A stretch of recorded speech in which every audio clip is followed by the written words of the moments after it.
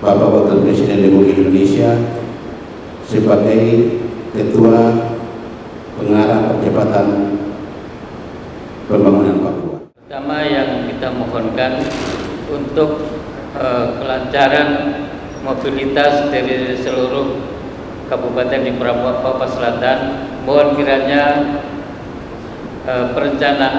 percepatan perencanaan jalan darat untuk bisa mengakses ke 4 kabupaten ke ibu kota provinsi Papua Selatan.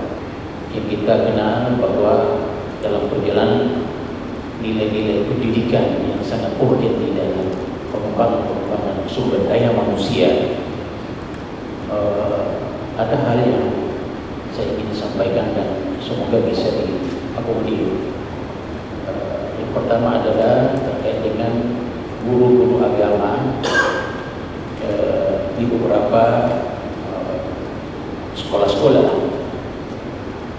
terkhusus misalnya di sekolah-sekolah yang ada yayasan-yayasan agama-agama sahabat, yang dimana banyak juga sebagian anak-anak dari kaum muslimin yang ikut belajar di sana. Semoga fasilitas untuk tenaga-tenaga untuk pendidikan agama mereka bisa terfasilitasi juga. Mau menyampaikan permintaan atau dialogkan kepada Bapak Presiden, kami sangat membutuhkan sebuah kampung untuk pembangunan supaya berjalan cepat, dan kami sangat membutuhkan kesehatan dan guru-guru kami juga di sana sekolah kurang ini, kekurangan guru-guru. Dan kami ingin menyampaikan kepada Bapak Wakil Presiden bahwa kami ini masyarakat adat ingin maunya pembangunan ini harus berjalan cepat dan lancar, damai, aman, dan untuk meletakkan batu pertamanya harus di tempat yang mau dibangun di Sabokang, Kabupaten. Assalamualaikum. Selamat pagi, salam sejahtera untuk kita semua. Yang saya hormati Wakil Menteri Dalam Negeri, pejabat Gubernur Papua Selatan, para bupati, para tokoh masyarakat, tokoh adat, tokoh agama, tokoh perempuan, dan juga semua. Pertama, saya bersyukur untuk kedua kali saya bertemu Bapak dan Ibu sekalian. Dan hari ini saya mendengarkan berbagai aspirasi. Perlu kita pahami bahwa pembangunan di Papua ini memang sudah ada rencana induk pembangunan Papua yang juga di breakdown untuk masing-masing kabupaten. Melalui otonomi daerah ini kita harapkan bahwa rentang pelayanan terhadap masyarakat itu menjadi lebih dekat. Karena itu anggaran yang diberikan oleh pemerintah Otsus, kalau dulu itu tersentralisasi di provinsi, sekarang itu sudah langsung ditransfer ke kabupaten-kabupaten. Oleh karena itu, saya harapkan bahwa program antara kabupaten dan provinsi itu sudah terkoordinasi dengan baik. Nanti ada yang menjadi beban-beban kabupaten, mana yang menjadi beban provinsi, dan mana yang menjadi pemerintah pusat yang ada di kementerian dan lembaga. Oleh karena itu,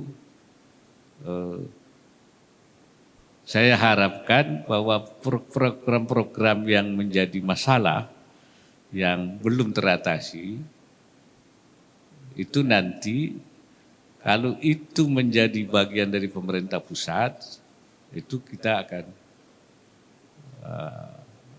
menjadi bagian dari pemerintah pusat. Salah satu contoh misalnya pembangunan kantor gubernur ya. Ini kan memang sudah, dan infrastruktur termasuk jalan, itu bagian juga sudah menjadi program pemerintah pusat. Dan prioritas yang mana yang akan dikerjakan, nah ini yang perlu dikoordinasikan ya, dengan PUPR. Untuk kantor gubernur itu hanya menunggu finalisasi dari pihak daerah, dari pihak Papua Selatan. Ya, saya kira apa yang belum selesai surat-suratnya atau sertifikasinya ya Pak PC ya. Ya, diharapkan 7 Juni ya, itu sudah selesai, supaya segera dibangun. Kemudian juga infrastruktur yang lain juga sudah menjadi pembicaraan. Karena itu saya minta Pak Gubernur, Pak PJ, ini sudah bisa termasuk juga soal telekomunikasi, soal internet ya. Ya ini supaya ini juga disampaikan nanti ya, melalui anggota badan ya, ini supaya dikoordinasikan dengan Pak Yoga ya, Pak Yoga, ini hal yang menjadi prioritas ya, itu termasuk kemiskinan ekstrim. Kemiskinan ekstrim ini kan sebenarnya sudah jadi program prioritas. Papua merupakan salah satu daerah yang juga sejauh mana implementasinya di lapangan, ini saya minta juga dimonitor Pak Yoga, ya dimonitor. Saya dengar memang juga ada beberapa yang perlu mendapat perhatian di Papua Selatan ini, termasuk kesehatan, yang juga masih rendah, masuk pendidikan, termasuk ekonomi. Ya, 3 aspek ini juga menjadi masalah. Nah, pendidikan ini itu terkait dengan sumber daya manusia. Tadi, dalam arti sumber daya manusia secara keseluruhan, ya, dalam arti penyiapan sumber daya manusianya, dan afirmasi terhadap khususnya orang-orang asli Papua, sehingga untuk memperoleh pendidikan, dan bahkan bukan saja hanya di dalam negeri, tetapi juga ada yang keluar negeri. Ya. Dan sekarang ini perlu diketahui bahwa beban pembiayaan mahasiswa yang keluar negeri itu dibagi sesuai dengan anggarannya di masing-masing kabupaten. Jadi kalau ada mahasiswanya yang keluar negeri, ya kemarin ada masalah Papua yang di luar negeri, tapi sudah diselesaikan oleh pemerintah pusat. Sudah. Selanjutnya nanti pembiayaan yang untuk di luar negeri itu menjadi beban masing-masing kabupaten. Ya. Oleh karena itu kita harapkan bahwa mahasiswa yang keluar negeri itu sudah menjadi kesepakatan bidang-bidang yang memang tidak ada di dalam negeri. Ya. So, kemarin saya di Lapori juga ada yang di sana mengambil jurusan bahasa Inggris di luar negeri. Sebenarnya seperti itu kurang tepat lah. Di Indonesia pun untuk bahasa Inggris sudah bisa.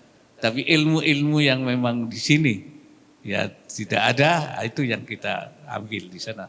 Supaya ketika kembali ke daerah, itu menerapkan ilmunya. Ini. Jadi SDM dalam negeri maupun di luar negeri itu sudah ada afirmasi, terutama untuk orang asli Papua. Mengenai yang tadi soal agama, saya kira menjadi perhatian Pak Mas Guri. Ini saya kira ini hal-hal yang memang kurangnya guru-guru agama. Baik untuk Islam maupun untuk yang lain tentu saja, ya seperti apa. ada kebijakan baru yang sudah kita terapkan dan sudah memperoleh dari Kementerian Pendidikan, yaitu penyelenggaraan pendidikan guru yang selama ini hanya oleh universitas negeri, tapi juga oleh lembaga-lembaga keagamaan, gereja, sekolah tinggi yang diselenggarakan oleh gereja bisa menyelenggarakan pendidikan guru. Itu merupakan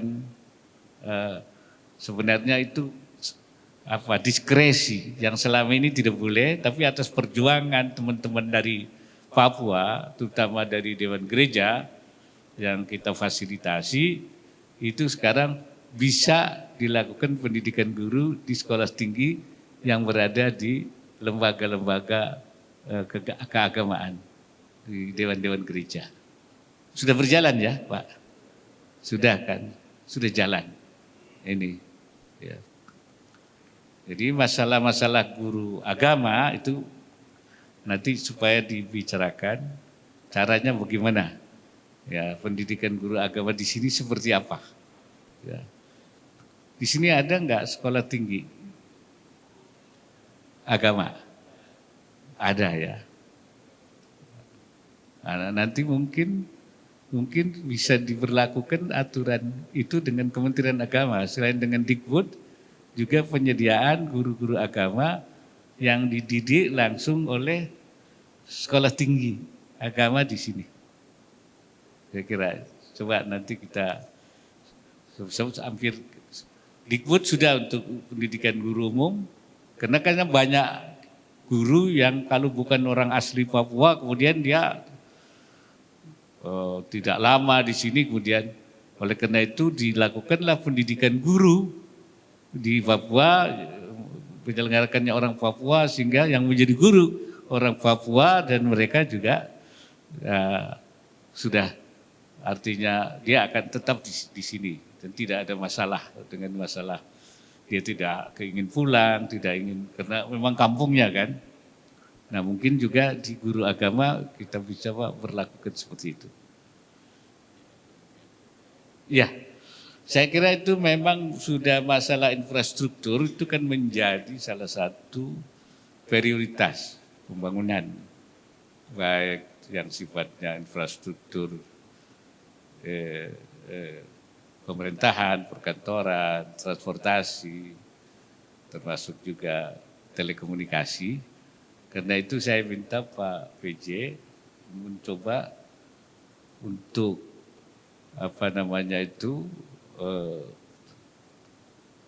menghubungkan ya antara satu kabupaten dengan kabupaten yang lain.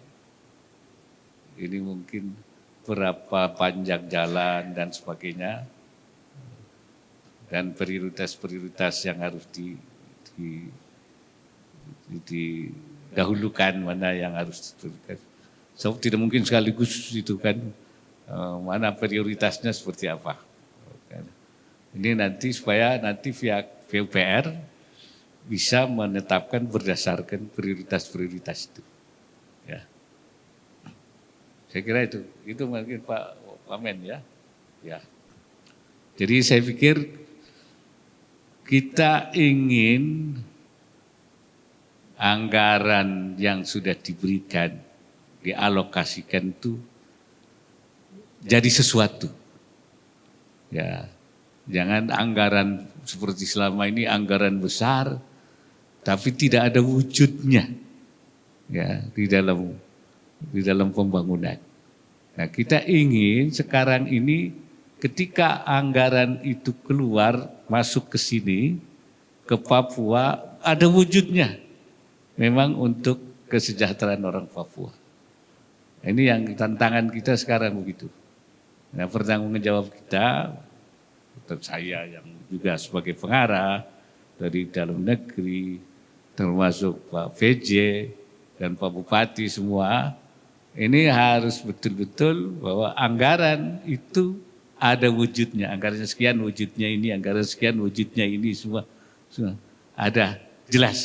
Ya. Ini yang saya minta. pada Pak PJ, pada Pak Bupati, ya, jangan sampai anggaran itu kemudian dinyatakan bahwa sudah di anggaran otsus sekarang itu sekian, tapi wujudnya tidak ada. Dan ini tentu juga masyarakat akan bertanya. Nah, saya kira tokoh-tokoh adat akan bertanya, tokoh-tokoh agama, tokoh-tokoh perempuan. Nah, kemana anggaran yang sekian itu kok tidak ada wujudnya? Ini yang perlu kita jaga menurut saya. Oleh karena itu ada sekarang pengawasannya, ya Bapak anggota badan, ya ini supaya betul-betul diawasi yang ada di Papua Selatan ini. Ya. Supaya semua anggaran itu ada wujudnya, ada bentuknya, ada pertanggungan jawabnya. Ini kan tanggung jawab kita kepada masyarakat, kepada bangsa, kepada negara, tentu kepada Tuhan. Ya. Ini amanah yang harus kita jalankan. Saya kira itu. Dan kepada para Pak PJ, pada para bupati, ya, saya sampaikan terima kasih ya atas usaha yang sungguh-sungguh dan menjalankan tugasnya dengan baik dalam rangka membangun Papua lebih maju, lebih sejahtera, ya, dan terus memperjuangkan apa yang mesti diperjuangkan bersama-sama kami untuk terus bagaimana hal-hal yang masih belum, yang masih perlu dipercepat, ya, yang mesti perlu dibetulkan untuk maksudnya itu supaya sasarannya tepat sasaran. Termasuk kemiskinan ekstrim yang sudah ada targetnya. Ya. Berapa target kita di sini? 0 kan? Kira-kira tercapai apa tidak itu 0%. Ya, mudah-mudahan ya 2024 ini 0%.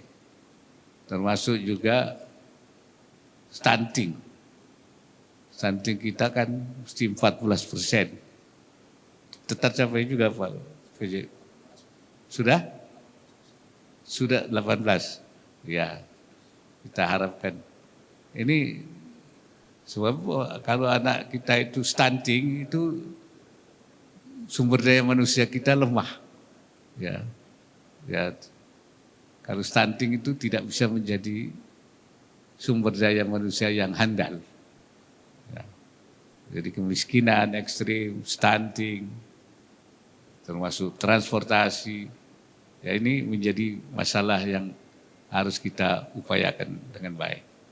Jadi saya minta hal-hal yang menjadi tadi usulan-usulan saya minta dicatat dan dikomunikasikan dengan pihak PUPR, dengan pihak Telkom, dengan pihak yang memiliki kewenangan dan dikoordinasikan dengan badan, ya, termasuk dengan beliau ini untuk kita terus update ya. Ya, saya kira itu dari saya ya.